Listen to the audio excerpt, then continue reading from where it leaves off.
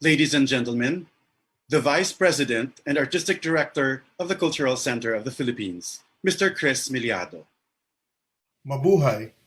This is Chris Miliado, Vice President and Artistic Director of the Cultural Center of the Philippines, welcoming everyone to this special session of sharing stories, lines, stanzas, verses, poetry, and literature, prepared lovingly by our group of writers.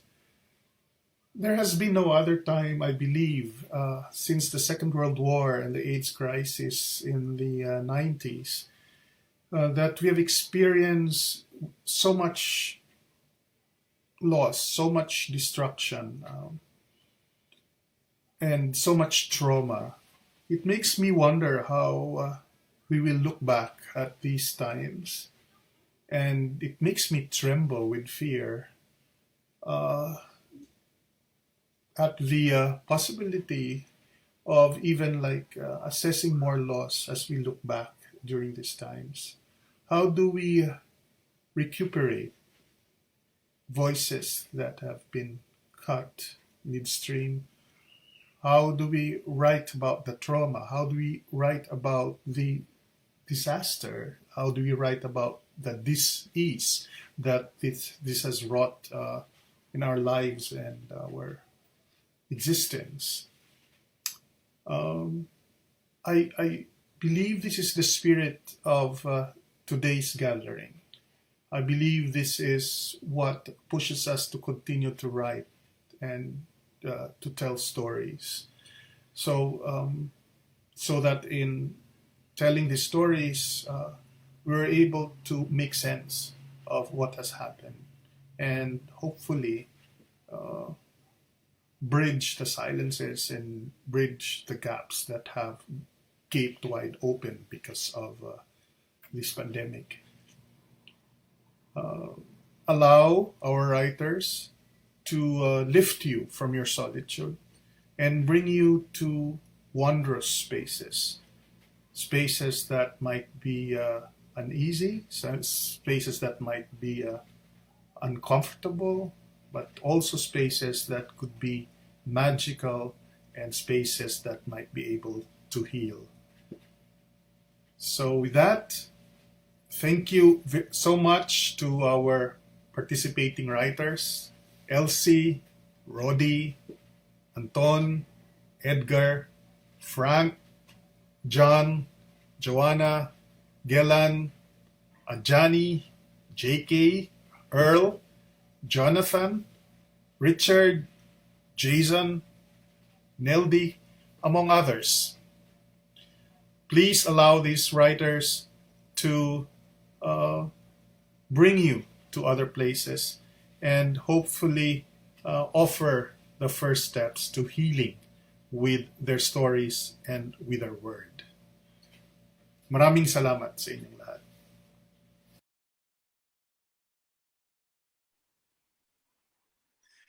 Ladies and gentlemen, bayad nga hapon ka natin tanan. I am Glenn Sevilla Mas, a Karaya, native of Antique, and your host. And I would like to welcome you all to the Philippine Center of International Pen's Free the Word, presented in partnership with the Cultural Center of the Philippines. Free the Word is PEN International's roaming event series of contemporary literature from around the world. The Free the Word team works with PEN centers, festivals, and book fairs to develop an international network of literary events. Each event is rooted in its local culture, but international in outlook. This afternoon, we have lined up a select group of artists, writers, filmmakers, and performance artists who will present snippets of their work, all centered on their understanding and interpretation of Free the Word. So we begin. Our first reader was born in Hingyun, Ifugao in 1978. He writes poems and essays on Ifugao culture and the Cordilleras that have seen publication in the local paper Sunstar Baguio and a number of anthologies. He will read a poem in Tuwali, language indigenous to Ifugao. Ladies and gentlemen, Richard Hangdaan Kinod.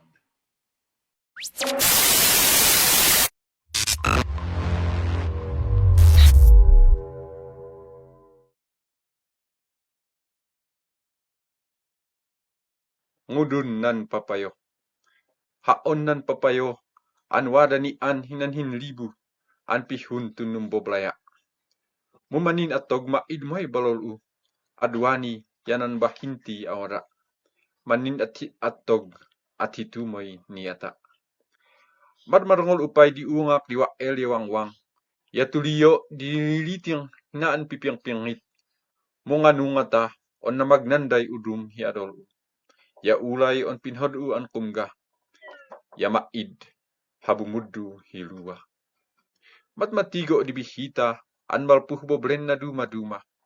Mumangmang mango nadan uunga an imongal hituan hinonga. Ya ona on puntainan.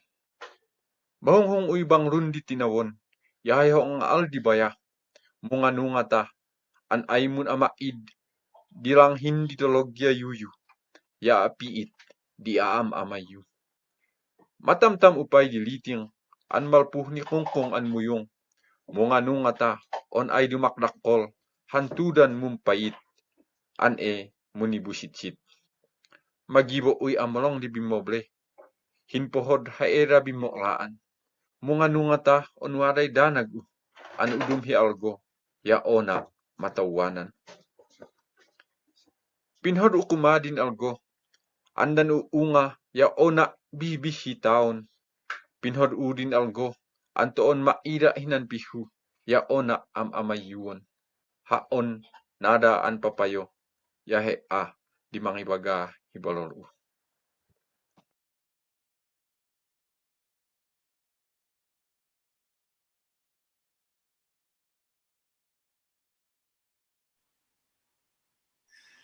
Our second reader has won numerous literary awards, including the Palanca, the PBBY Salanga Writers Prize, and the NCCA Writers Prize for the novel.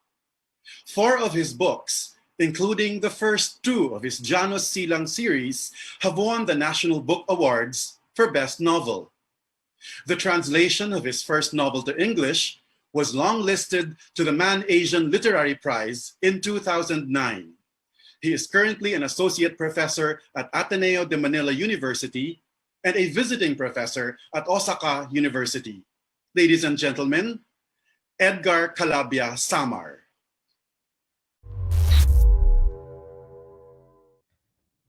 Sapagkat lagi tinatanong mo ko. Isang araw, magigising ka at matatagpuan ang sariling hinahanap itong aking tula. Ibig mong makatiyak, hahalughugin mo ang mga baul ng iyong alaalang nagnanaknak na sa anay. At matatagpuan mo ito, nakaipit sa mga pahina ng aklat ni Francisco, naninilaw at halos malutong na sa pagkakatupi. Susuyurin mo ang buong saknong. Mulit-muling babalikan ang bawat taludtod. Hindi tatantanan ang bawat kataga. Para bang naghahanap ng sagot sa mga tanong na kapwa natin iniwasan. Nang una mong nabasa ang isinulat ko, may rebelde saan mang bahagi ng mundo dahil hindi nawawala ng nagwawala sa bawat kanto at nakasusulasok ang pagkabulok sa bawat sulok. Tinitigan mo ko na para bang ibig mong mapasok ang ubod ng aking pandama. Ibinaba mo ang maganda pa ang daigdig. At tinitigan ako. Ikaw ba ito? Hindi ako sumuko. Pagkus tinanong kita kung okay lang ba? Kahit kapwa natin batid na hindi ang tula ang aking tinutukoy. Marami akong ibig sabihin noon dahil hindi ka naniwala. Bagaman hindi ka nakipagtalo kailanman. Sumisigaw ang balisang kilos mo noon ng babala at pagkabahala. Hindi mo mababago ang mundo.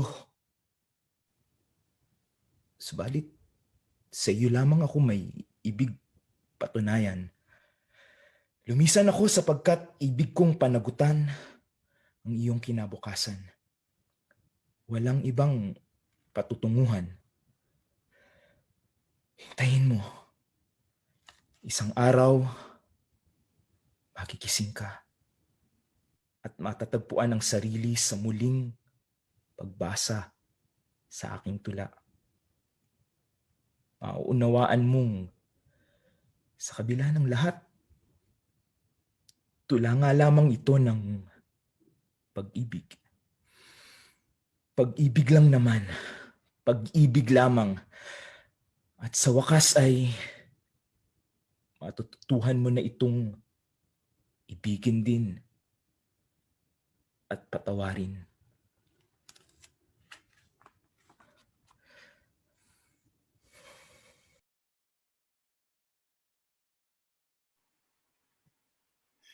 Our next reader is an award-winning novelist who teaches film, literature, and creative writing at Silliman University in Dumaguete City.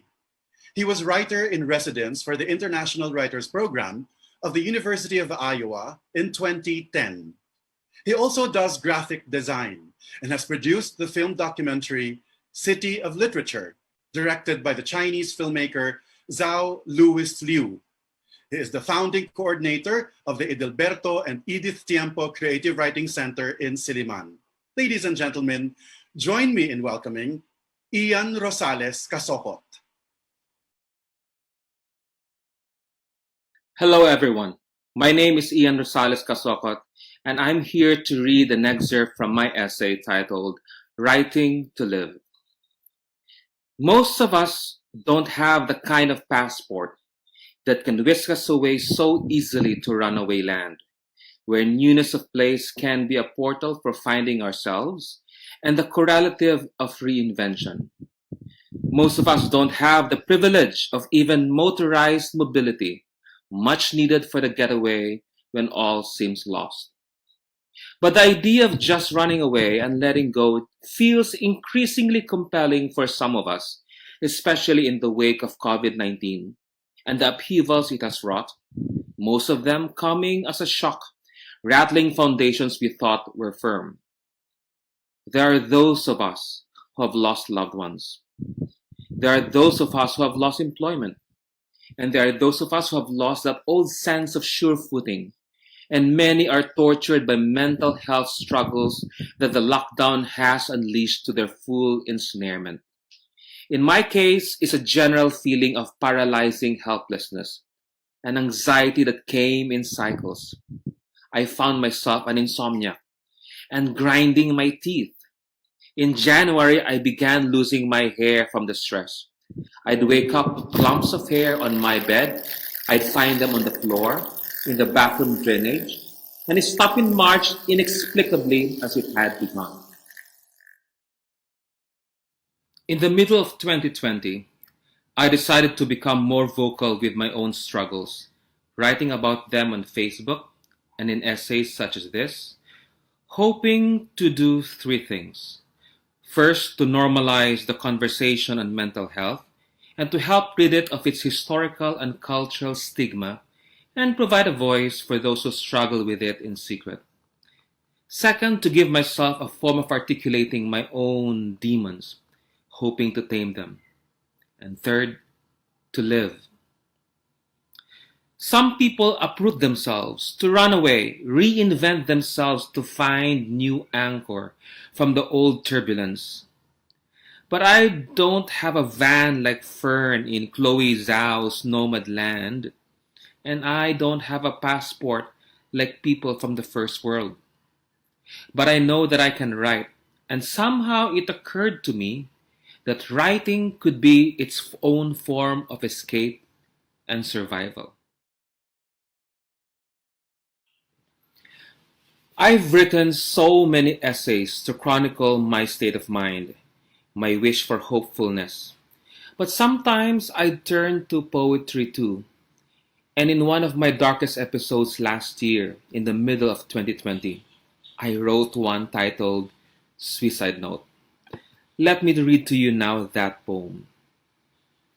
I started paying attention when I began envying the dead.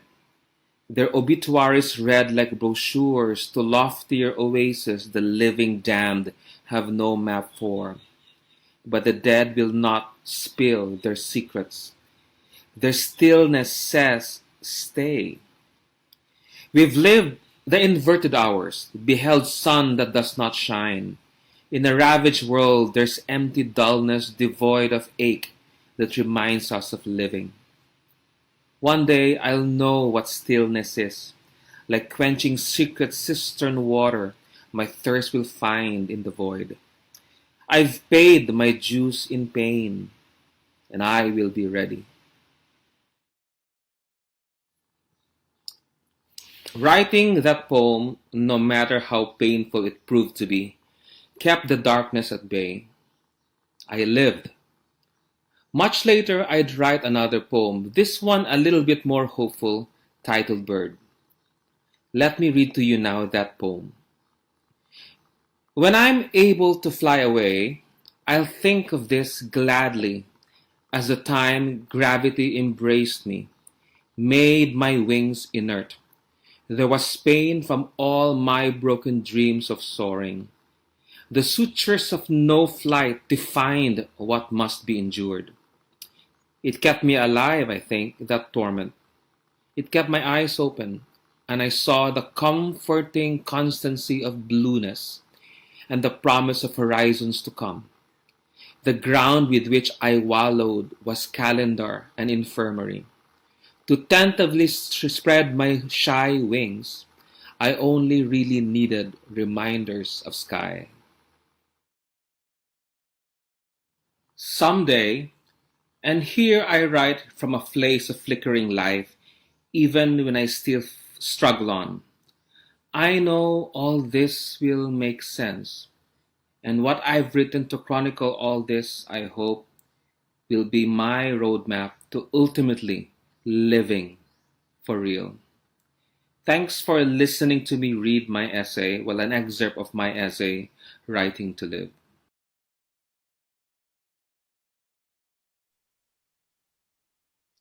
Our next reader is an award-winning writer, literary critic, and cultural scholar.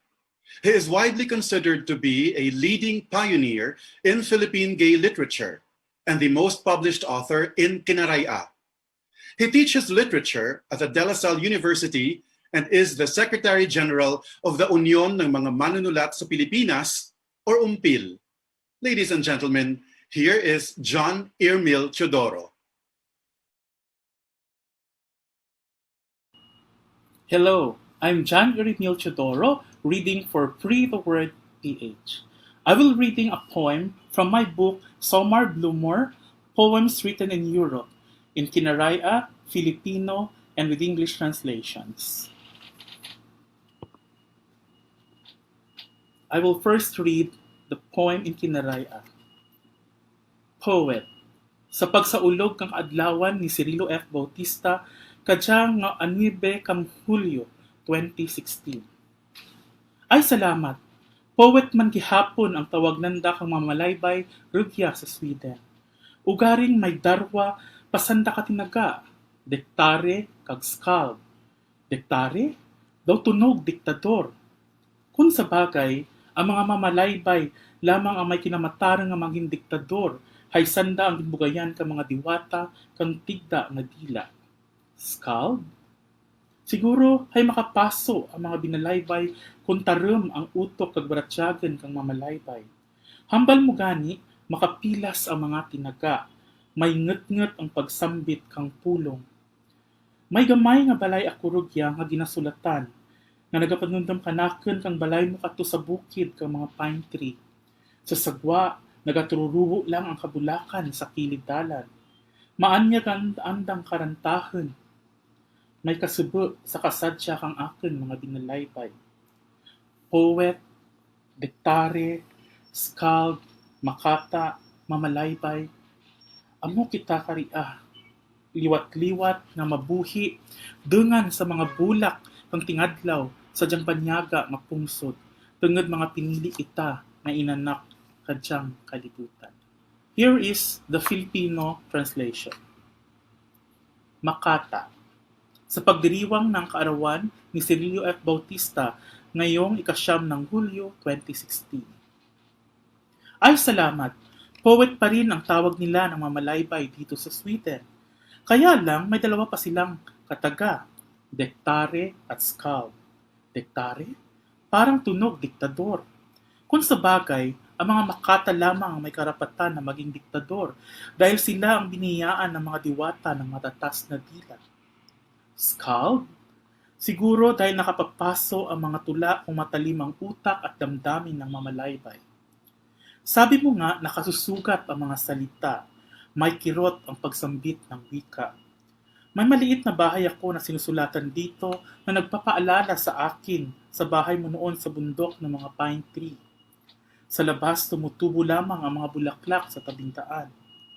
Maanyag ang kanilang awitin. May lungkot sa saya ng aking mga binalaybay. Poet, Dektare, Skald, Makata, mamalaybay. Ganyan tayo, paulit-ulit na mabubuhay kasabay ng mga bulaklak ng tag-araw nitong banyagang pungsod dahil pinili tayong mga anak nitong daigdig. And here is the English translation by my friend Alice M. Sunkua. Poet, in celebration of the birthday of Cirillo F. Bautista today, July 9, 2016. Oh, thank goodness! Here in Sweden, they also call them poets, although they have 2 more words, Dektare and Skald. Dektare? It sounds like dictator. But then, only poets have the right to be dictators because they are blessed with fluent tongues with the Almighty. Skald? Perhaps because poetry becomes scalding hot when the mind and feelings of the poet are sharp. You even said words can wound and there is pain in speech. I have a small house here where I write, and it reminds me of your house there in the mountain of pine trees. Outside, flowers bloom wildly by the wayside. Their songs are alluring. There is sadness in the joy of my poetry. Poet, Dektare, Skald, Makata, mamalaybay, we are all these. Again and again we will live together with the flowers of summer in this foreign place because we have been chosen to be children of this world. Thank you very much and God bless.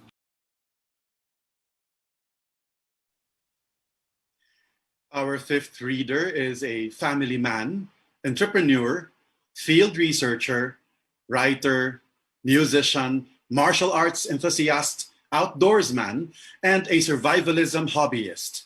He vlogs and writes in Iriganan, Bicol Naga, Filipino, and English. His works have won prizes and distinctions in various award-giving bodies in the Philippines, and he has published extensively both here and abroad. Ladies and gentlemen, Jason Chancoko.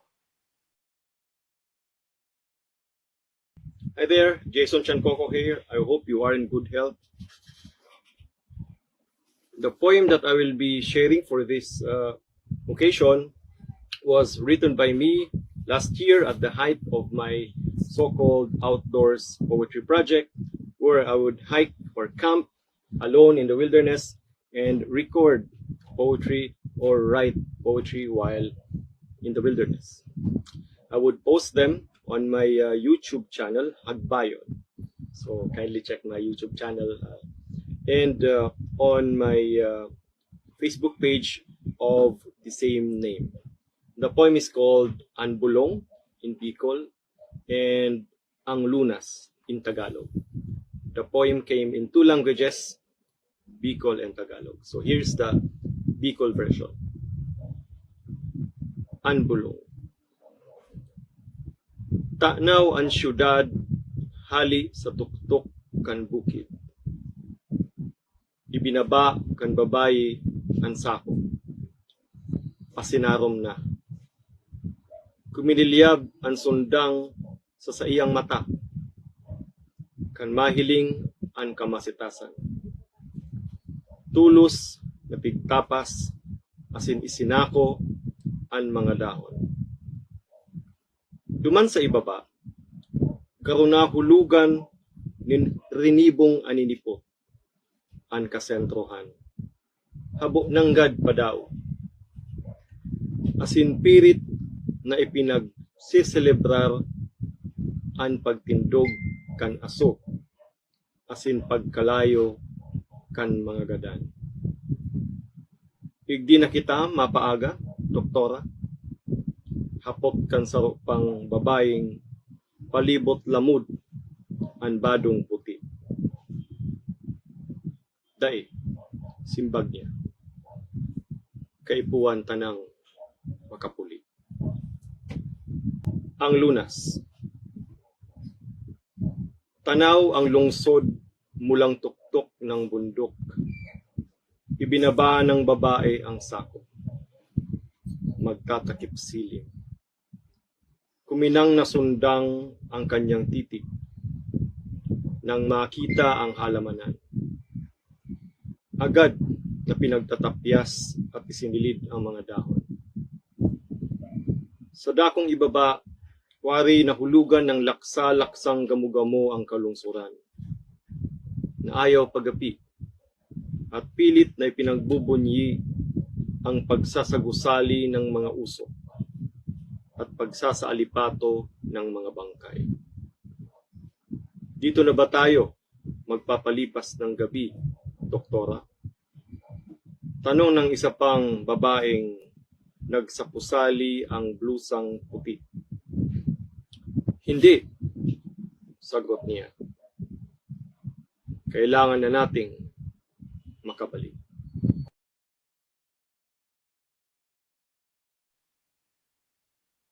Our next reader is based in Bacolod City and writes in English, Filipino, and Hiligaynon. His works have been published in several leading anthologies in the country. The poem that he will read today, The Absent Spectator of a Public Beheading, is his way of wondering if we still feel each other's loss, even if we are mountains and seas away. Ladies and gentlemen, Jonathan Davila. Hi, this is Jonathan Davila from Bacolod, Negros Occidental. Here is one poem for you. This is The Absent Spectator of a Public Beheading.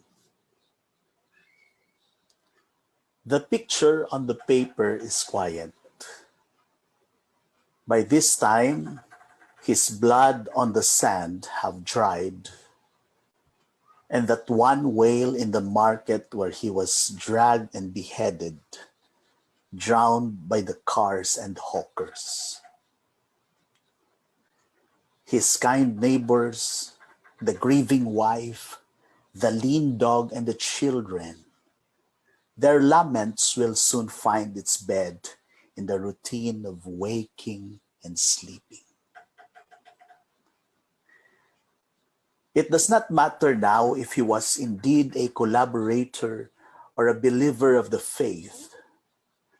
Between the late reader and the swiftness of the blade, the mountains and the seas dulled the cry and the rage.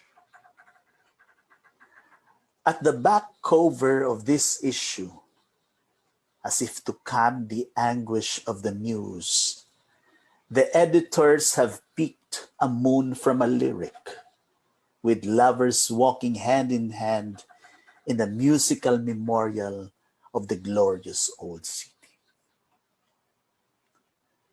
What else can the reader do? But in kinship to the slain, turn the page gently. White blanket to cover the face, the name, the body, and the rest of his story. Thank you very much.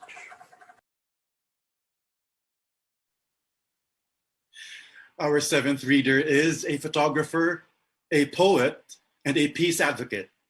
He will read Balikan Datong Sinbangaw sa Wasa, ang pagbabalik ng bahagharing dilag in Bahasa Sug, language of the Tausug.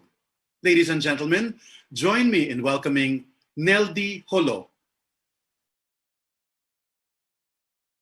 Magandang araw sa lahat ng tagapakinig ng mga kasama natin ngayon sa Free the Word PH 63rd National Literary Conference of the Philippine Center of International Pen. Ngayong araw, babasahin ko ang aking tula na sinulat sa bahasa Sug, Sinug, or sa lingwahe ng mga Tausug. Ang pamagat ay Balikan Datong Sinbangaw sa Wasa.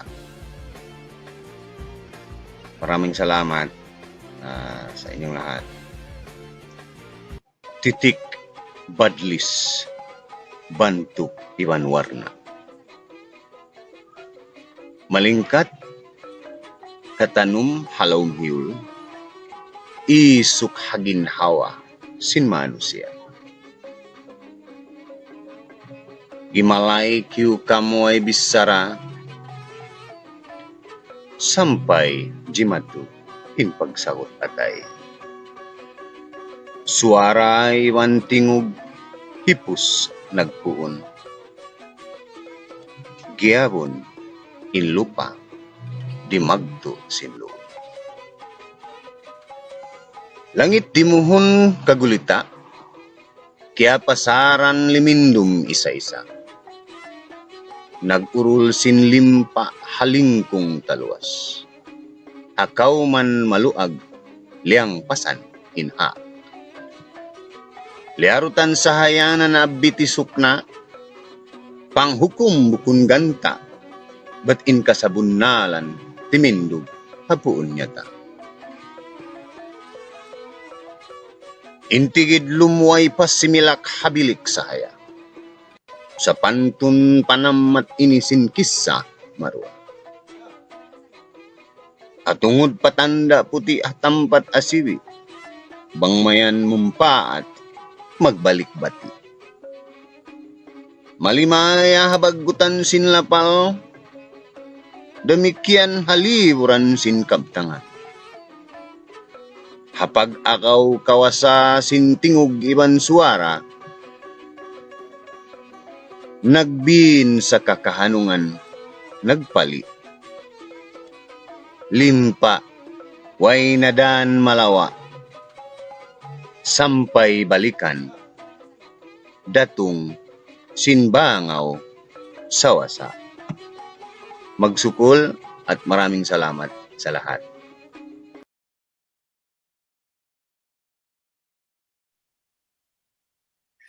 Our next performer is a choreographer and dancer who has mentored young aspiring dancers in the pursuit of artistic excellence.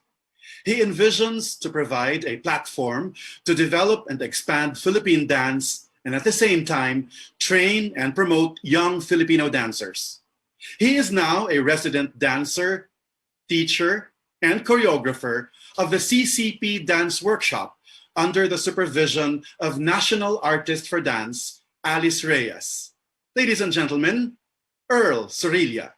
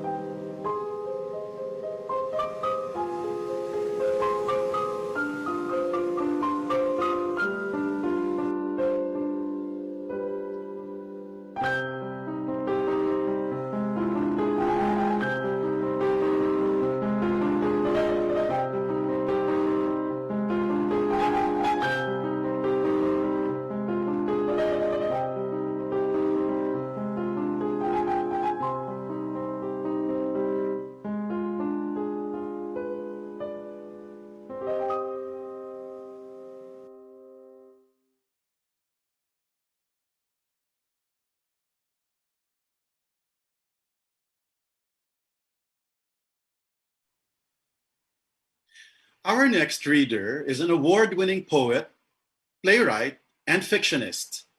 She founded the Negro Summer Workshops with film director Peke Galiaga in 1990 and the IAS Creative Writing Workshop in 2000 in collaboration with National Artist for Literature Cirilo Bautista, Dr. Marjorie Evasco, and the Bienvenido N. Santos Creative Writing Center of De La Salle University, Manila.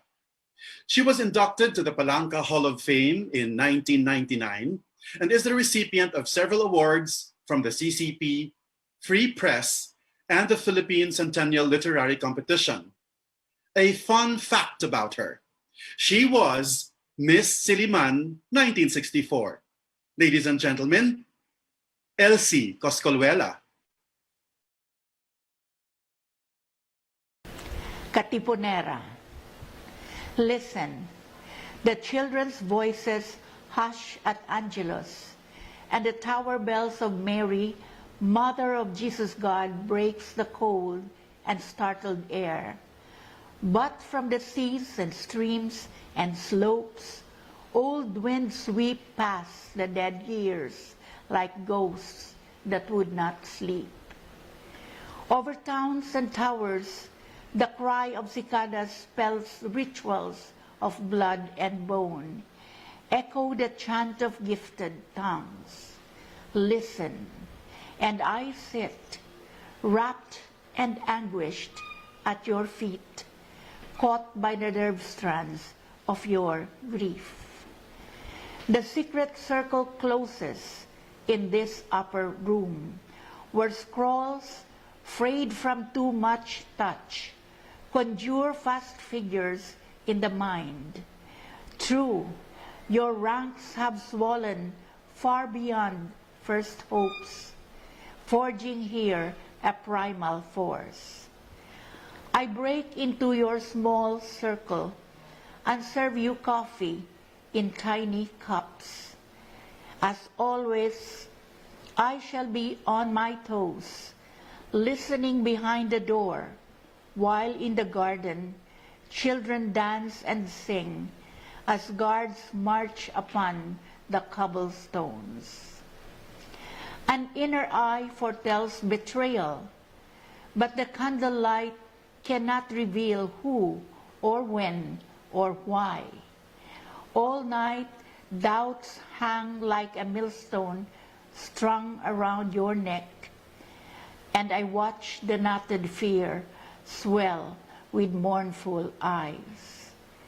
And in the night, lying close together, thigh unto thigh, I long to banish stray monsters cowering the crags and caverns of your mind. If only I could snare them out with drums and drag them howling by the snake tips of their hair. I long to call upon your demons and with bundled roots strike them with a fatal spell. But nothing helps, it seems. Your pain is rooted far beyond my hands can reach, and the fitful night shivers into dawn. In the morning, we break the bread of sorrow. The friend you trust has spurned the cause. All you have are numbers, an army without arms. What now, good generals, brave cavalry, dug out in shallow trenches without weaponry? Indeed, distance makes the heart grow faint and cold, the pen tamer than the sword. The shores of exile, far from the streets we scour. The morning simmers towards noon. Daunted, our brothers hang their heads without a word. In the gathering dark, I watch the hourglass counting grains. You have waited far too long for this fated hour. The long years, the carefully articulated pleas, the plots and schemes, now raw scabs that would not heal. You plead and pray, but words and gestures fall upon deaf ears. I bind the question in my tongue and do not ask, where now the keepers of the faith? The fine hone of pens are blunted by the pain of birthing a dream with blood. Thus it must always be. With blood, the first circle sealed a pact to weave the fabric of this perilous dream. You call from the caves of Makarok, where the circles grow and the walls scream courage in charcoal scroll. O brave sons of 7,000 islands, I have yet to see. With bare hands you face the enemy, braver be slain than toil under the white man's eye, or reap rich harvests to fatten the king's men and beat gold to save our souls. The hushed circle breaks, a word confessed betraying all. The streets swarm with soldiers, their footfalls swell upon the stones, their guns rapping at the door. Oh, I know you need not look at me. I know how you must quickly go. Go then without ceremony, by chance and candlelight, for already a stake rives through my heart. Rue that we bartered blood for bread, bitter brew for wine. Old revered rites recede in the din of bells and bullets in the air. But even so, I shall walk on my knees upon the cathedral stones, light candles before the gods with glassy eyes, hang my hooded head and chant ora pro nobis till my tongue grows numb and a cold wind whirls in the hollow of my soul. You said you would send for me, but you would not know where I have gone. Draped with deeds, your stamp and seal between my thighs. I have gone past nameless streets, a shadow sniff at my feet, and a voice whispers, you are dead, O Jesus God. I would die with you if death is where you take me. No safe room, no rock, for one who has burned a candle end to end and chanted your creed in that cold, dark cave. So now I scour the slopes in search of where your body lies. Shall I shroud you then with this cloth? Mute symbols seamed stitch by candlelight? Or shall I hang it from the window of our empty house that seems to wait for your return? Bone, blood, being, your ghost lingers wherever I make my makeshift bed. Oh, I grow old, knowing I have no urn nor jar to hold your dust. Only my heart holds echoes of that hour when bullets split your bone. Does it matter now how I have always been afraid? You were much too brave and would not listen. But I honor you and lift both your sword and word.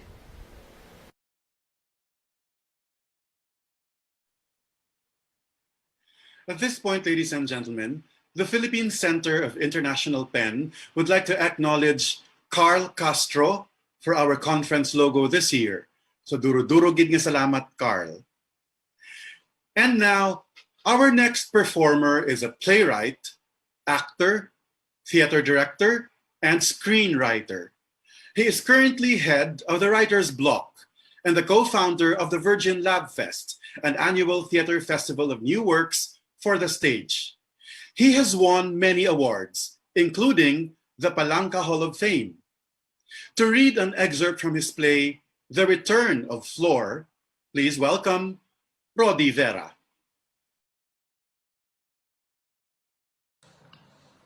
In this play, The Return of Flor, the ghost of Flor Contemplacion is sent by God to console Gwen Garleo Aguilar, another maid convicted of killing a fellow maid in Singapore in 2006.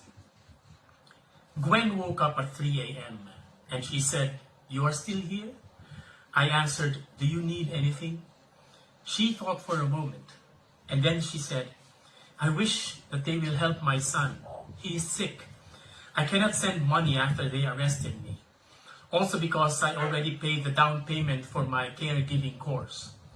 I'm studying to become a caregiver to go to Canada. It's much better there." She stopped and looked at me and she said, "Do you believe everything they said about me?" I could not answer at first. It's so easy to believe one thing. And once you believe one thing, it's very hard to not believe, di ba?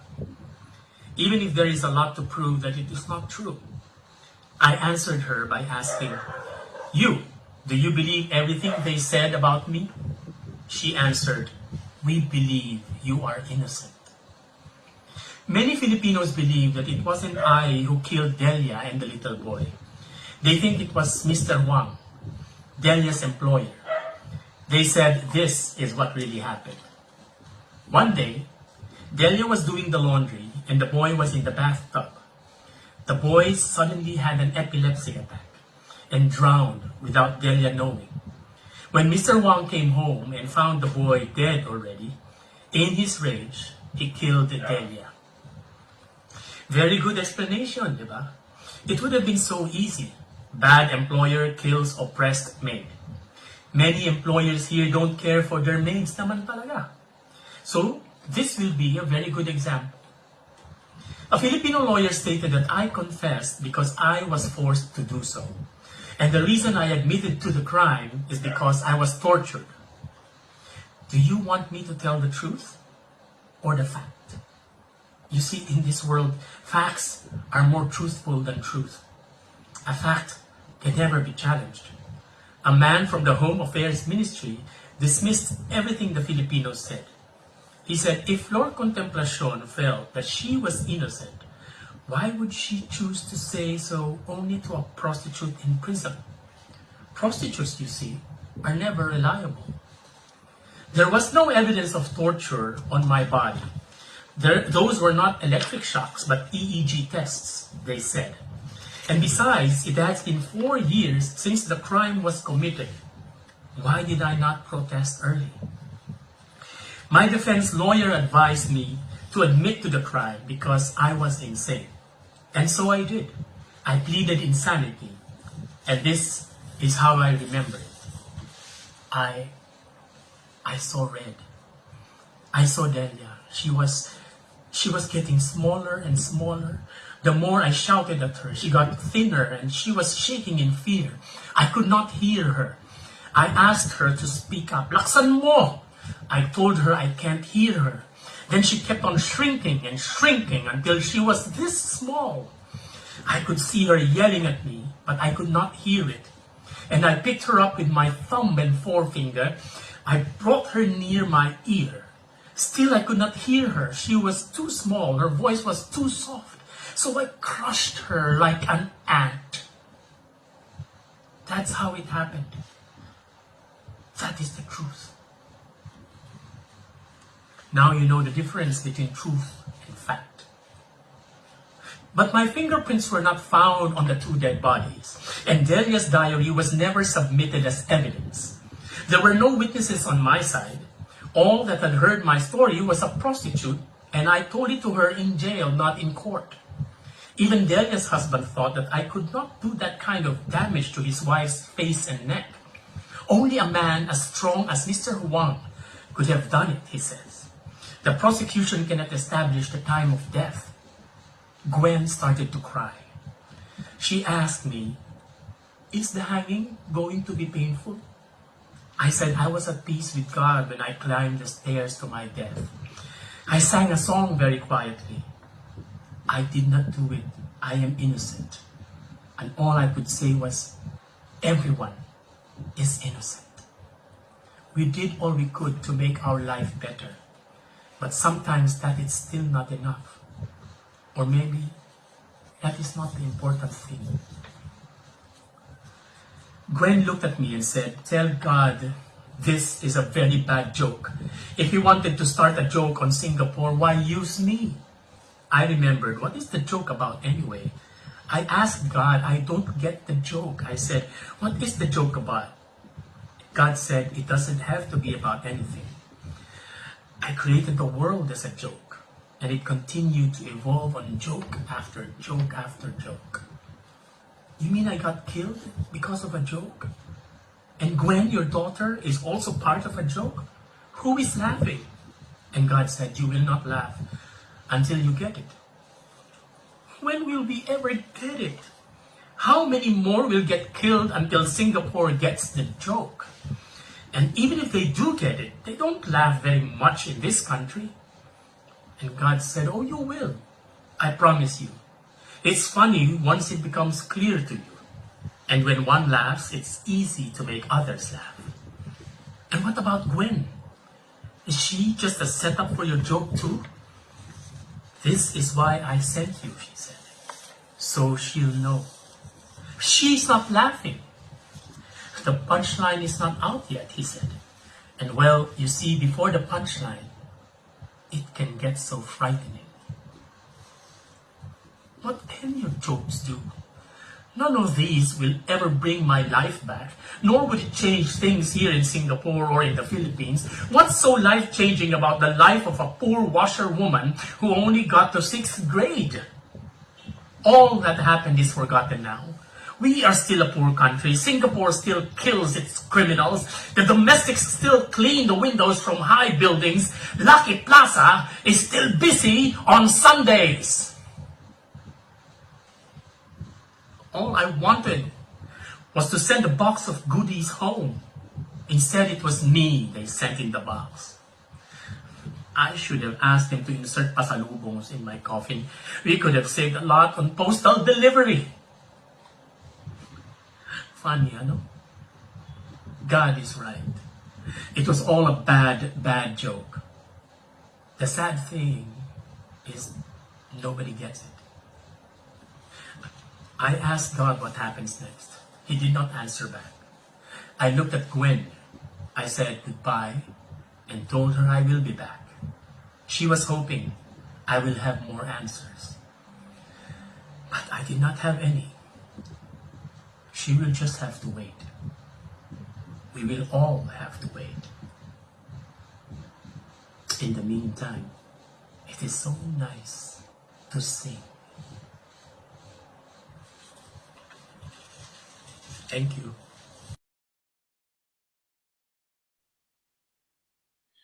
I am a playwright myself at ang masasabi ko lang talaga, ang galing-galing ni Rodi Vera. Up next, ladies and gentlemen, is a performance maker working at the intersection of art, culture, and development. He is the artistic director of Contemporary Cultural Laboratory, Sipat Lawin Incorporated, and founding member of anti-disciplinary collective Comunidad X. In 2020, he led the online migration of CCP's Virgin Lab Fest as festival director, co-facilitated Tokyo Festival's Asian Performing Arts Farm Laboratory, and spearheaded kexchange.org, Virtual Center for Contemporary Performance Philippines. This year, he is the head curator of E-Comunidad Asia Performance Assembly, a 3-year platform for co-creation in the Asian region. Ladies and gentlemen, J.K. Anicoche.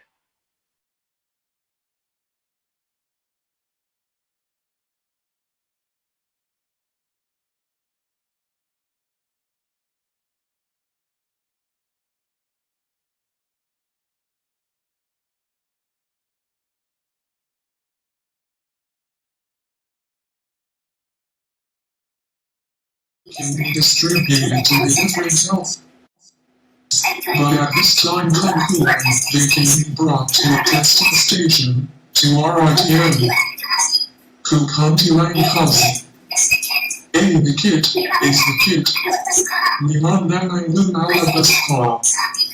I think that sabi ko nga in every epoch, maybe Nimandanuna, the incarnate plague, gagawa ang knowing, telling every line. Tapos yung Spanish flu right before the wars. Colombian gataw. Early enough, Colombian saw Middle East, the so-called Roman Empire. You have read the Inquisition. Con me Bernarca. You are a witch, and you are burned and extinct. The kits will be distributed to the different health centers, but at this time can't go and make it be brought to a testing station, to RITM, Kakontilan Kasi, the kit is the kit, Meron Nanalu Malabaspa, I think that, Sabiko MGA, and every epoch, maybe Meron Nanina, Bubonic Plague, MGA Gago and Town on, Tamil Tamang, Tapis Young Spanish Flu, right before the wars, Cool Young MGA Town, Hero Moscow or Young Sam Middle East, the so-called Roman Empire, you have read the Inquisition, Kung Labour's Mark Car, you are a witch, and you are burned at stake.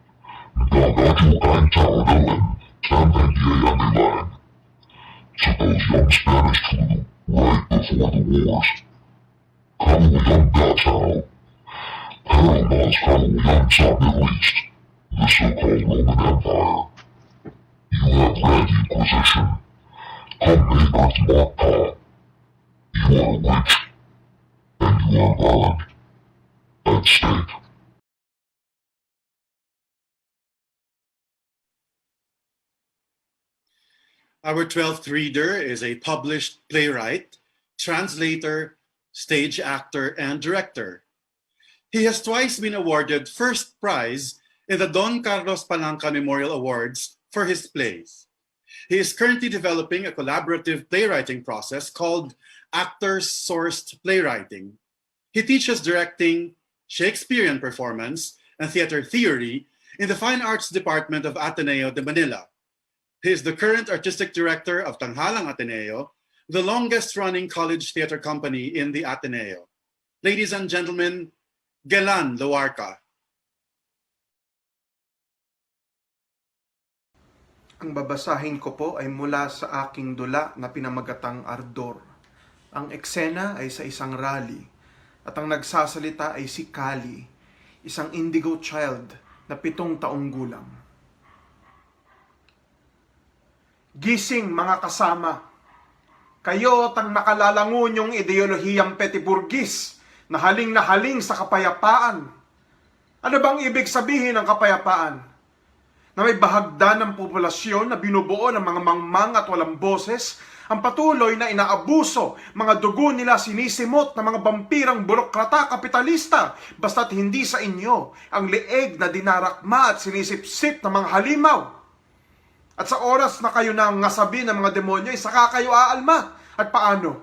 Sa simula, pasiklaban, pagtaas ng kaliwang kamao, pag-oorganisa, magdamagang huntahan at kuro-kuro sa mga bar, bigla mga Socrates kayong lahat.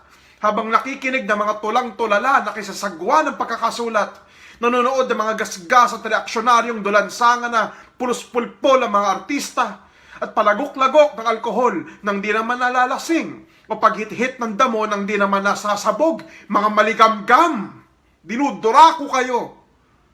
Mau dito, mau doon, Leninismo, Marxismo, puro teorya politika, mga anay kayo ng mga aklatan. At pag nabahala ng gobyerno, komo kayo na kadalasan na nagpapatambok ng puwet sa bahay at nakadikit ang nguso sa telepono, katitingin ng mga retrato at paglalaway sa kahalayan, biglang nagsipagbangon at nag-iingay, naghahaleluya ng karapatang pantao at karapatan ng manggagawa, anong pakikipagkompromisong gagawin ng pamahalaan sa inyo nang matigil ng pagpuputok ng butsi nyo? Eleksyon? Reforma? Sususugan ng saligang batas, legalisasyon ng mga kubling partido nyo? Kayo ang gagawing sunod na liderato? At pag magkagayon, balik sa dating nakagawian.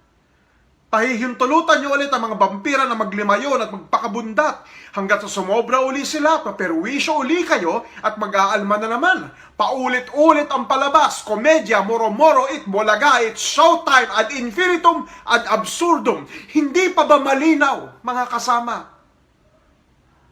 Walang kahit na anong institusyon, batas o ideolohiya makalulutas sa kanser natin bilang lipunan. Wala. Itong kinakalaban yung sistema, ano pa man tawag nyo dyan, kapitalismo, neoliberalismo, demokrasya, diktadurya, pasismo, oligarkiya, hopya, mani, popcorn, lahat yan nakasalalay sa pinakakonsepto at ideya ng kaayusan.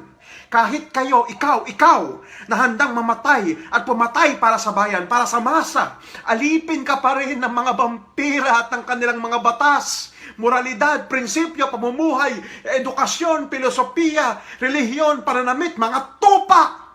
Dahil takot kang sumali sa mundo ng mga anino na hindi nasisilayan ng sikat ng araw. Pagkat maski ang araw, ang hangin, ang buwan, mga bituin, lahat yan komodipikado na mga ahente at kampon ng kaaway. Iisang sulok na lang ang natitira. Isang maliit ngunit siksikang puwang ang nananatiling malaya. Saan? Ano yon? Sasabihin ko, ito, sa mundong ilalim ng mga lumpen, ng mga salot ng sosyedad, kaguluhan, anarkiya, ang lumpen, ang mga walang ideolohiya, mga kriminal, adik, lasenggo, baliw, lahat ng sinusuka ng kanilang mga ina, lahat ng mga sinusuka ninyo, ang mga ketongin, ang lumpen lamang ang pag-asa, dahil sila lang ang nakalalasap ng tunay na kalayaan. Magmahal tulad ng pagmamahal ng isang lumpen. Mag-isip tulad ng pag-iisip ng isang lumpen. Magpakatao tulad ng pagpapakatao ng isang lumpen. Makibaka tulad ng walang habas na pakikipagbaka ng lumpen. At anong makikita mo? Hustisyang puro at sakdal. Walang agenda. Walang ideolohiya, kundi purong tawag ng sikmura. Katarungan at moralidad na sintotoo ng pangangalam ng tiyan ng nagugutom, ng paninigang ng lalamunan ng nauuhaw, ng hiyaw ng nababaliw at ang 100,000 mga tawag ng laman. Hindi konsepto, kundi kalam. Hindi talinghaga, kundi taghok. Hindi haka-haka, kundi halakhak ng mismong katawan at kalikasan mo. Yan, mga kasama. Apoy. Apoy.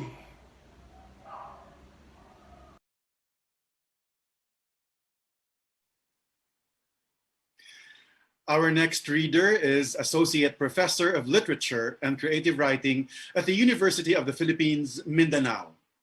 Her first book, Women Loving, Stories and a Play from De La Salle University and Anvil Publishing, is the first single author collection of lesbian-themed works published in the Philippines. In 2015, her stories were published as an ebook entitled Women on Fire. To read an excerpt from her essay, In the Fellowship of the Martyrs, which appears in her memoir, Abinako, or So I Thought, published by UP Press last year. Ladies and gentlemen, here is Joanna Lynn Cruz. Marcos, Hitler, Dictador, tuta! We chanted at a small indignation rally at Freedom Park in downtown Davao City in November 2016. I don't think I was the only one who never thought I would hear that 70s slogan again. It was a real throwback. I would have laughed at the irony of it, but it wasn't funny. This was the day the Supreme Court ruled that there was no legal impediment to burying Marcos in the libingan ng mga bayani, a name that literally translates into cemetery for heroes. There were barely 10 of us, from our ragtag group of former leftist activists, martial law survivors, and human rights activists we called Consensya Davao, the conscience of Davao, speaking up initially against giving the dictator a hero's burial promised by President Rodrigo Duterte to his allies. The Marcoses were indeed back in power through Duterte after being ousted by a people's revolution barely 30 years before. Duterte had never been shy about his admiration for how Ferdinand Marcos led the Philippines with an iron hand. And Duterte's campaign image of a closed fist suggests an affinity with that leadership style. It was enough reason for me to go back to the streets. Unfortunately, in Duterte's bailiwick, this protest mattered only to us protesters. It was not Davao's conscience speaking. It was our individual principles. And did I mention how many were there? As a writer, it is my job to remember, not the way historians must, but because of what we see through our remembrance, to keep an eye on the big picture from which we draw hope. We cannot just let things go for the sake of moving on. Nobody moves on without a sense that justice had been dealt. Part of me is convinced that if I moved on from what ails me, I would stop being a writer. I wouldn't have anything to write about. The status quo is not a source of story or poetry. To write a memoir means to remember, to fix memories onto the page, to make history. Some reports say that there have been an average of 28 killings per day since Duterte became president. Given a 6-year term limit, that could be about 60,000 deaths of poor people. A drop in the bucket, some would say. And if they're drug addicts, don't they deserve it? I am not a devout Catholic, but I have been praying the rosary more fervently these days, seeking the intercession of Saint Jude Thaddeus, patron saint of hopeless cases. I also ritually light votive candles in the parish of Saint Jude on Malvar Street in Davao City, where I have lived since 2007. But he has not answered any of my prayers. I keep going there anyway, believing that one day he will finally see that what I'm praying for is truly hopeless and finally send help. Saint Jude Thaddeus, pray for us. Anybody hear the prayer of my people? Up next is a documentarist and an assistant professor at the University of the Philippines Film Institute.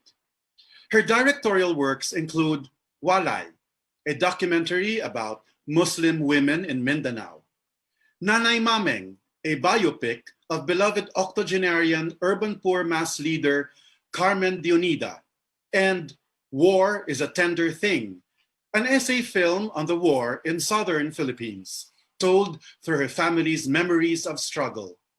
Her works have been shown in various local and international festivals, as well as reiterated in visual art exhibitions. Ladies and gentlemen, Adjani Arumpak. I am Ajani Guerrero Arumpak. I was born in General Santos City and I am now living in Metro Manila. I am now a documentarist and I teach as well. And after thinking what I should share or how I should say it, I decided on something that I've shared to my classes for the past decade. It is the documentary The Wonderful Horrible Life of Leni Riefenstahl. Leni Riefenstahl was Hitler's muse. She was his filmmaker. Her canonical documentary, Triumph of the Will, innovated the form as well as mythologized Hitler, who knew all too well the power of the narrative. As a documentarist myself, what interests me is the process, and The Wonderful Horrible Life of Leni Riefenstahl showed just that. It followed how Riefenstahl lived her life after the Nazi downfall.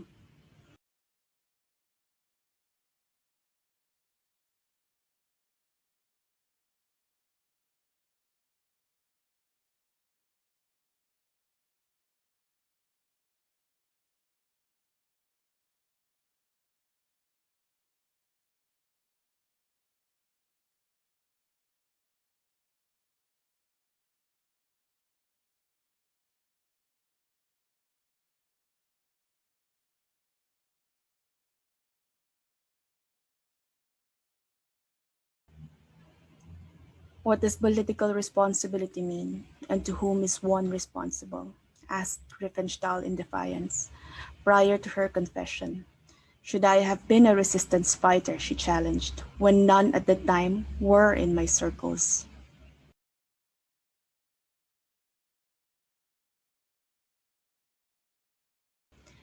When the word expresses too little, when it has become inadequate, what becomes of it?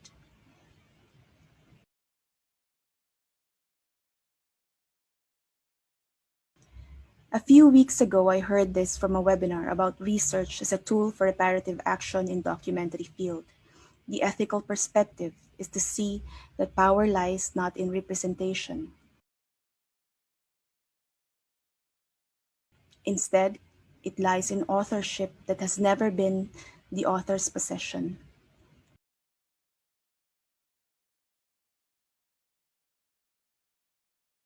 Authorship only becomes when given forward. And so I visit this story every year, each time, and more so during the past 4 years. The gravity of the narrative becomes heavier. Authorship is only ever given forward.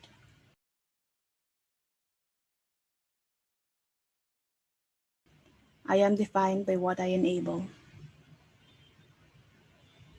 I am defined by what I enable. I am defined by what I enable.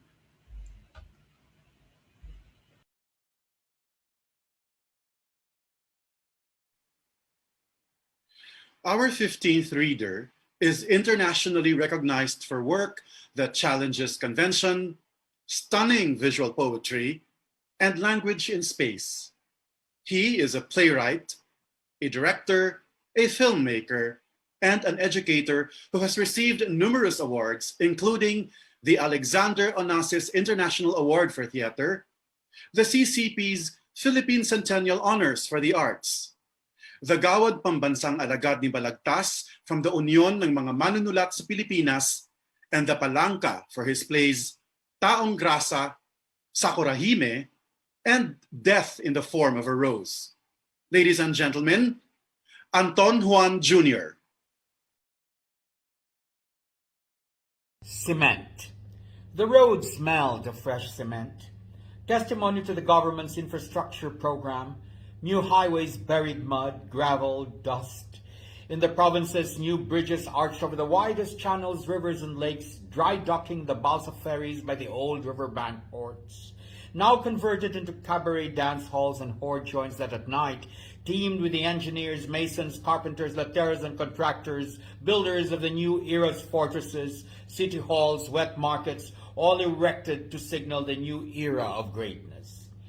By the bay of the old colonial city where naval battles had been truly or fakely fought to claim the rich old walled colonial city, the Emperatrice of the new era built a huge center for culture on land reclaimed from the sea.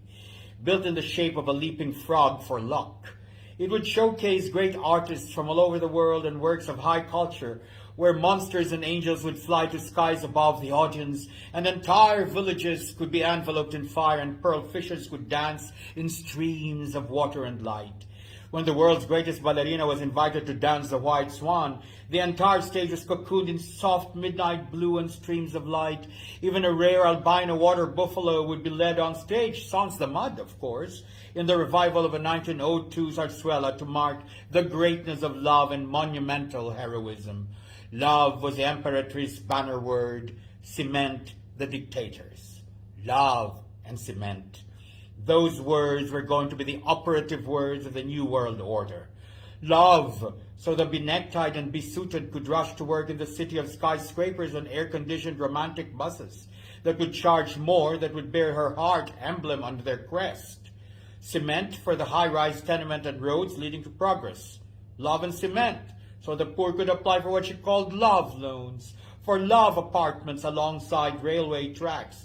Even these buildings were named after the feeling of inestimable joy, like the title of a lyrical Catherine Mansfield short story about the flame of love that rises and points.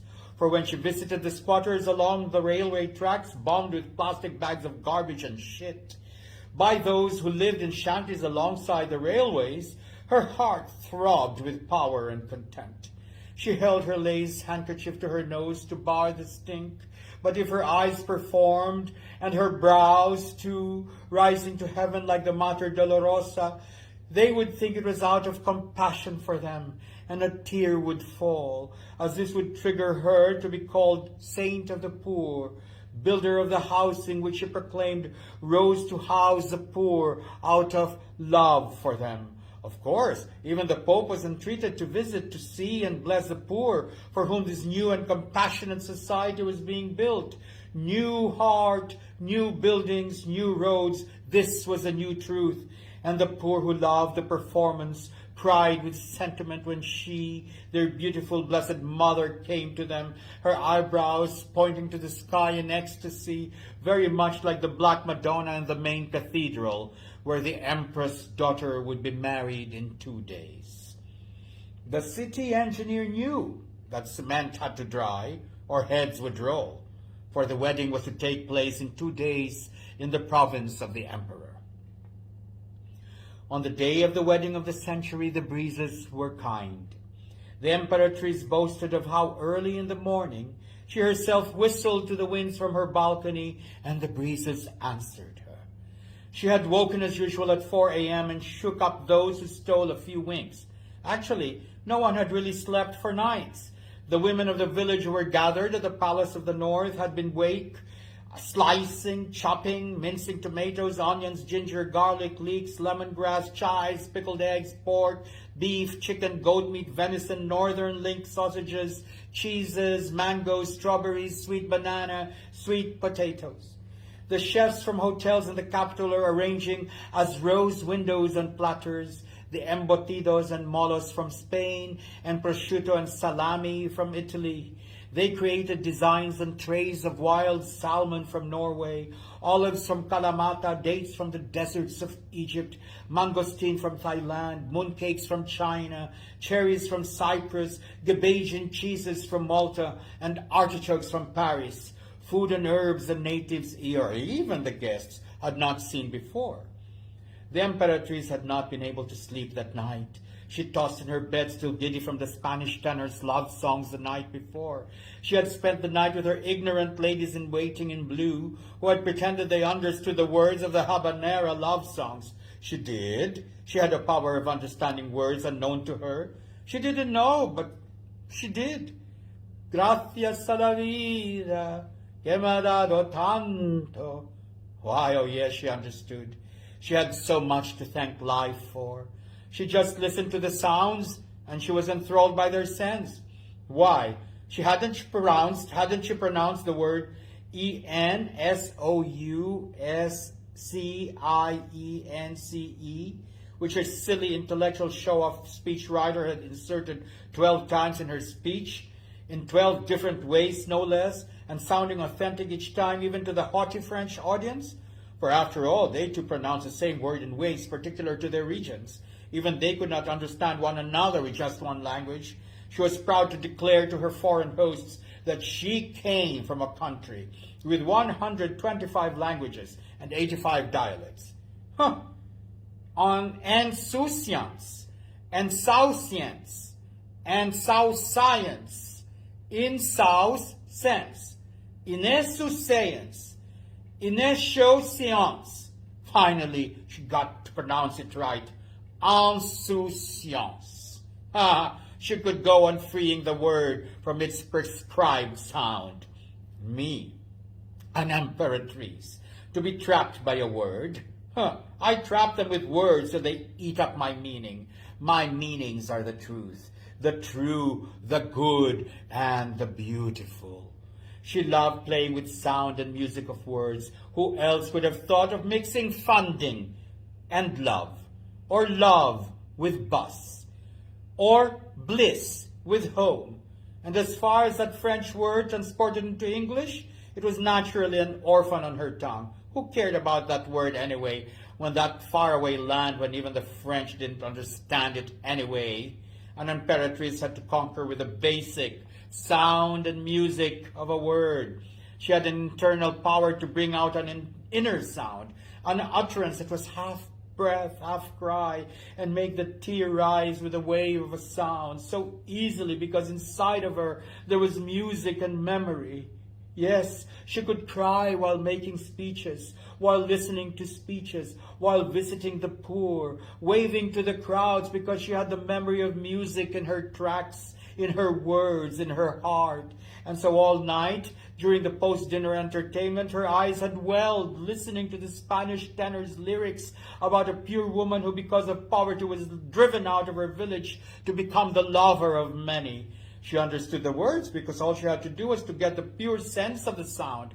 All around the world, she made those leaders desire her with her purity of heart. Yes, and her smile, she conceded, a devilish, naughty smile, and her laughter like a coloratura Maria Callas laughter, but always with heart, always her eyes wet with the calculated innocence of the rain.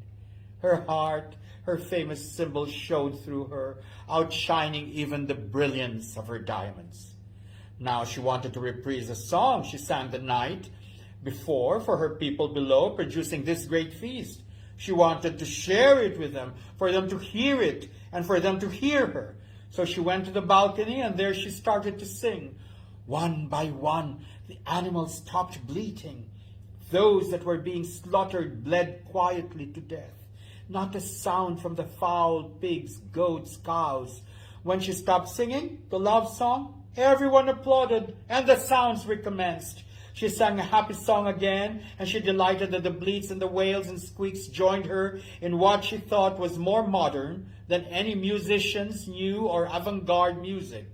Those pretentious new musicians they call themselves, all approach stupidity in trying to attach the word rare and new to their music, including that new director from the National Symphony Orchestra, the doctorate holder from Yale who composed music no one could sing because his music had no melody. Him and the beloved old dame composer of her National Center for Culture, who thought that banging the internal chords of the piano was modern. They all believed in those pseudo-critics with their hair like Bette Davis in Baby Jane and hairnets who went to the theater with notebooks in their hands and learned music from the books. But she, no, she knew music in her heart. Heart. That was the only thing that mattered. Only that word mattered. So let those avant-garde grade artists and composers listen to this. She scoffed. This is new music. Listen to my animals bleat to death and squeal while being bled over my happy song. What performance, what art, true high art cannot be repeated. It is this moment uncaught. Silly musicians, listen to this chorus of the dying beasts, and for her song, her people would remain kind to her forever. She would not be wrong, for the people would surely be kind to her. They would forget what was buried in the cement. She was being blamed for the catastrophe of the builders buried in cement. It was with pure intention that she had wanted to build the National Center for Film for the International Film Festival that would outclass the Cannes Film Festival. The cash prize she was offering for the best films was more than any festival was offering, and the trophy was to be Rare Island's eagle made out of pure gold. New and tried and tested filmmakers would be invited to the festival by an international jury chosen from other juries in the other international festivals of the world. Screen actors from all over the world would grace the festival to be held in that new building by the sea, rising like the Parthenon. Then get the quickest dried cement, you idiot! You! Now that the job had to be done and rust, she howled. He whimpered in agreement. Or get the giant blowers to dry up the cement faster. Many workers died buried in the cement. Those who were half buried in the cement could not be pulled out, and as the cement quick cried on the lower parts of their bodies, torso down, they cried out for cement to be poured on them entirely, to bury them and finish off with the pain. What could their families do but wail? To mute their grief, she had the military envoy seek them out and pay them an amount that would, yes, not equal the value of life, but because she said life was more than priceless in fact, but at least she doled out an amount that would be capital for a small business. That it was the military she sent, with envelopes, did the work. She had learned from the ancient statue of the colonizers, the priest holding high the cross, and behind him the soldier holding higher the sword. After all, hers was a reign of love. She had sent each family the money in cash, in an envelope, with her card and signature, and beside it her own drawing of a heart. And the soldiers, garbed with bands of bullets, delivered the cards with a smile, and from her an ordered embrace. Love is the old conquering word that no cement can bury. She would not be wrong. She was going to have the masses surround her in adoration. She was going to allow them to enslave her in her adoration, and she would give them class. Mass likes class, she declared everywhere, and to that aspiration she would dedicate her life to them like a slave. And one day they would forget the billions of dollars stashed away in banks which the oligarchs, the succeeding governments would tear away from the accounts, mangle them into tiny morsels amongst themselves like mad dogs. Yet she would have more. She saw it all that moment. Those opportunist dogs would one day topple them, but she would remain in the hearts of the poor. Hearts stay in hearts, and only earthquakes and tempests can break cement. To make them forget what the cement had done, she would build a hospital area that people would name fondly and with self-irony after a dish of chopped up heart, lung, and kidney, bopis. So that long after her, that center would be source of popular humor. Heart center, lung center, kidney center, bopis. Yes, what else to do but to laugh at the idea of a disease if you had no money to fight with? At least she tried. They would enter the charity ward for their heart, lungs, or kidneys. The play of meanings made her love her poor even more. Her love would be even more pure an area of hospitals called Bopis. She laughed so loud on her balcony, crispy and high and loud, that shopping stopped below her. Then she noticed that everyone had stopped beneath her laughter. "Ha ha! Go on! Chop on!" she called below, and the knives immediately continued their rhythms. "Bopis! Bopis!" she cried. "Chop on! Chop on!"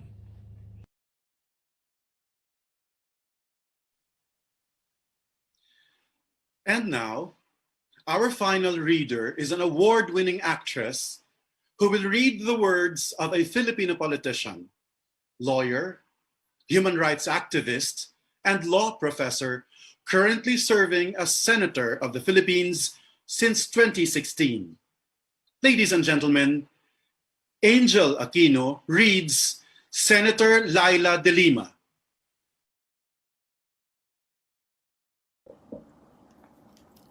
Senator Laila de Lima's memoir for Penn Congress.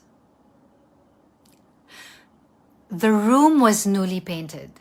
I can still remember the smell of fresh paint when I was brought to my detention cell in the morning of February 24, 2017. It was my first memory of what would be my continuing unjust detention that has thus far lasted 4 years, 2 months, and 27 days. And counting. Around 5 by 8 square meters, Spartan by standard, with a single bed and a ceiling fan. My entire world pretty much consisted of that limited physical space the last 4 years. Not even a gateway into the infinity of cyberspace was made available to me. Everything that almost every person takes for granted has been denied to me. The ability to say good morning to my loved ones the moment I wake up, even by just sending a simple 7-character text, "Good AM." The ability to walk out of the door unhindered. The ability to go to the market and haggle good-naturedly with the vendors. The ability to open a stove and cook. The ability to hold my grandchildren. The ability to kiss my mom on the cheeks. The ability, simple ability to praise my son, Kuya Israel, who has autism, on his latest beautiful artwork. And even the ability to feed and walk my dogs. I am Laila M. de Lima, former chair of the Commission on Human Rights, former DOJ secretary, lawyer by profession, incumbent senator of the Republic, daughter, sister, mother, and grandmother.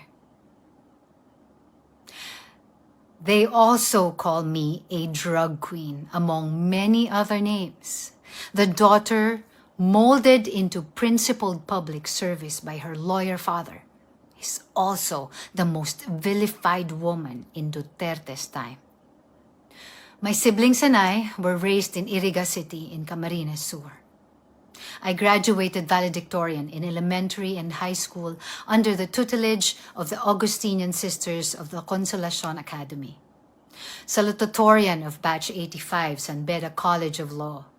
Placed 8th in the 1985 bar examinations. I went on to become the chairperson of the CHR, a DOJ secretary, and in 2016 was elected as senator on my first electoral run. One could say that it was indeed a life destined for greatness. But at the height of my public career, I was politically persecuted and thrown in jail through the very thing that I have fought for, our justice system, which was malevolently weaponized to silence dissent. Many would say my persecution began when I launched a Senate inquiry into the EJ case in 2016. But I can say it was charted way before that, when I entered public service, upholding the values of integrity, honesty, and competence that were instilled in us by our Father and of humanity, by our mother. The early days of my detention were marked with indignation and disbelief. I recall being sleepless on my first nights inside Camp Crame, thinking of my children and grandchildren whom I wasn't able to see before my arrest. And my mother, whose dementia shielded her from knowing the cruel fate that has befallen her eldest daughter. Slowly, I established a daily schedule. Nowadays, I wake up at 4:30 a.m. and go to bed between 10 and 11 p.m. I begin the day with prayers and end it with reading some books. In between, I write my dispatches from Crame and instructions for my staff.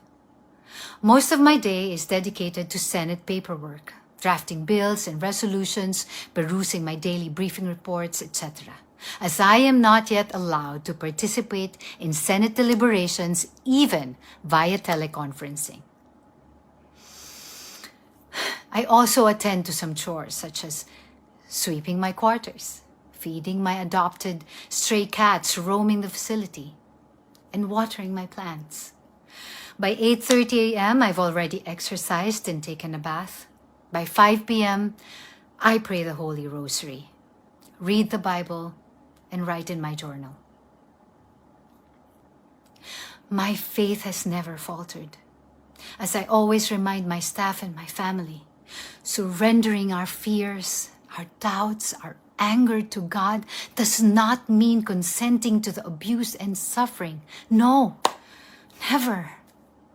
Rather, it's accepting the painful struggle in the promise that nothing lasts forever and that good will always prevail. And indeed, it is.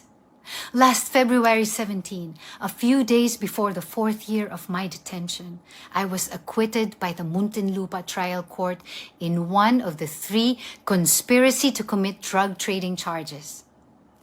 But more than this acquittal and the crumbling of fabricated evidence against me, it is the courage of ordinary people that inspires me to believe that vindication is near. I remember the mother who just lost her child to the drug war, telling me how she felt the hands of her only son slowly grew cold as he lay on the bloodied pavement. She said she knew her son wasn't going to make it, but she wanted to soothe her son's pain, like she always did when he was little and had fever. We were there in the receiving area of the detention center with only the monotonous hum of the electric fan to break the silence between us. 2 mothers, both longing for their sons. I will never forget what she said. We will fight, San Laila, we will fight. I have always considered myself as a strong-willed person in both my private, professional, and public life. And when I entered public service, I do believe that I displayed the courage to fight for those who cannot fight for themselves. But it wasn't until I myself became a victim that I learned and experienced firsthand just how immensely and potentially soul-crushingly difficult it is to continue fighting for myself against the most overwhelming of odds. And yet, that too has been a gift of opportunity. For it is only when we ourselves are experiencing personal troubles that we can only ever prove that it is possible to fight for yourself without surrendering the commitment to continue fighting for others. It is only then that we truly know the depth and power of collective struggle. I first saw this in women who first came to my rescue when I was being publicly shamed in Congress, in the relatives of EJK victims who vow to seek justice not only for their kin, but for other victims. In the messages of hope young people send to me, their maturity and courage defying their youthful scribbles. My story now belongs to a greater narrative of the struggle of ordinary people against social injustice. I can say now that I am learning life's greatest lessons from them. And as we fight together, we also wait in anticipation for the day when we will all be vindicated and freed. So, yes, my life has indeed remained on the track of fulfilling its destiny for greatness. It has so far proven to be great, even exceeding expectations, yet not in the way that most people would have guessed, and not in a way they would have hoped for themselves. It has been a life of great achievements, made greater by the unimaginable challenges and, yes, sadness. But such is the way of life. It is indeed a box of chocolates. The trick is not to question the will of the giver, but to make the most of what you have been given. We have all been given only one life to live, one country to love and defend, and one humanity that we all belong to and must respect and protect. And those are exactly what I will continue to do for as long as I have breath, and how I hope my life so far and going forward will be defined. Live, love, defend, respect, and protect. For life, for country, for humanity.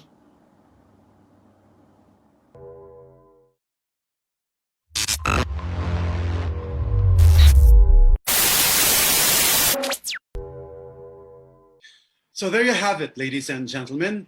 Some of the Philippines' best writers, filmmakers, and performance artists lending their voices in our struggle to always free the word.